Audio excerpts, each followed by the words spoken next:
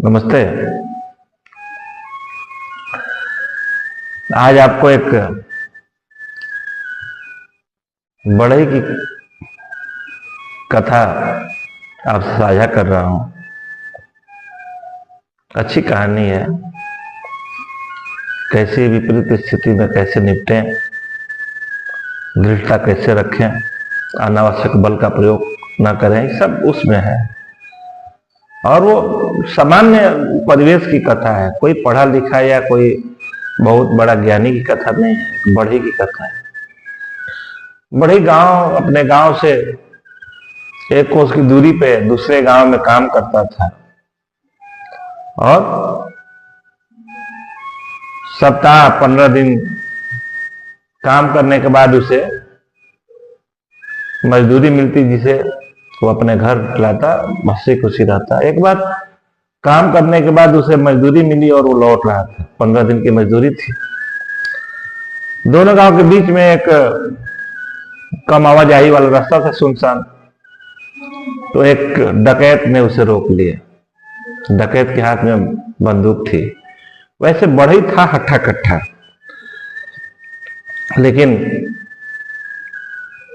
उस हिसाब से वो डकैत नहीं था। वो दुबला पतला था, उसके हिसाब से नहीं था, लेकिन उसके हाथ में क्या थी? बंदूक थी। बढ़ई स्थिति को समझता था।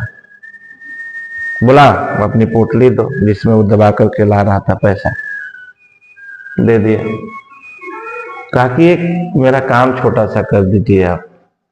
बोला क्या? डकैत बोला क्या? कहा कि मैं घर जाऊंगा, मेरी पत्नी कहेगी कि पैसा ही 15 दिन जा। कहा तो कुछ भी कह सकती है, कहेगी कि तुमने कहीं जुआ में लगा दिया या कहीं किसी और को दे दिया, किसी के साथ फंसे तो नहीं हो। तरह तरह की बात होगी, कला होगा।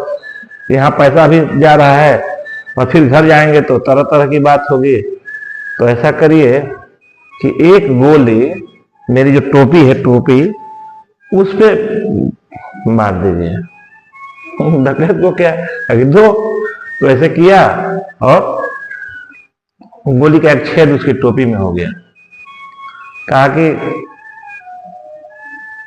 बुरा नहीं मानिएगा तो एक बात आपसे निवेदन करना चाहता हूं। बोला, अरे भाई बोलो। तुम्हारा तो हमने जो टोपी थी उसमें छेद कर दिया। ताकि एक और काम करिए। कंबल ओढ़े हुए था, जाड़ा का दिन था। कहा कि 3-4 गोली इसमें भी ठोक दीजिए। वो क्या, बंदूक से 3-4 गोली उस पर भी ठोक दिया, कंबल पे। कहा कि अब मैं गांव जाऊंगा तो इज्जत से कह सकूं गांव वालों से कि देखो, हमने डकैतों के पूरे गिरोह से लड़ाई लड़ी। ठीक है, मेरी ये 15 दिन की मजदूरी भले छीना गई, लेकिन मैं लड़ा हूं, भिड़ा हूं। एक काम करो, एक गोली मेरे इस जैकेट पर ही मार दो। खोलने लगा। अरे कहा डकैत, बस करो बस करो। वो बोला, काहे बस करे, एक गोली इस पे भी दे दो, क्या दिक्कत है? बोला कि गोली कहाँ है? गोली सब खत्म हो गई है। जैसे उसने कहा कि गोली खत्म हो गई है, वैसे ही बढ़ई ने उसके पकड़ लिए गिरेबान में। कहा कि मैं भी तो यही इंतजार कर रहा था कि तुम्हारी गोली खत्म हो। चले हो लूटने हमें। 15 दिन की मजदूरी है, सैकड़ों रुपए हैं, तुम ऐसे ही दे दो। अब तो उसके पास हथियार भले था, लेकिन था तो पिद्दी। 2 झाप रसीद करने से पहले ही पोटली उसको थमा दिया। गोली उसकी खत्म हो गई थी और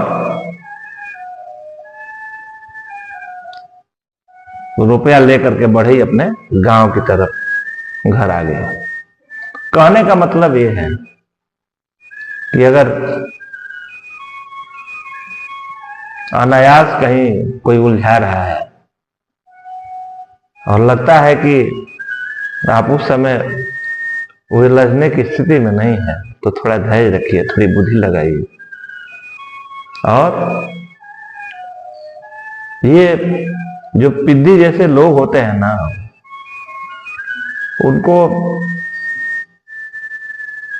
कोई हथियार वगैरह मिल जाए, कोई शक्ति मिल जाए तो उसका ऐसे ही अनायास प्रयोग करते हैं, कहीं भी करवा सकते हैं।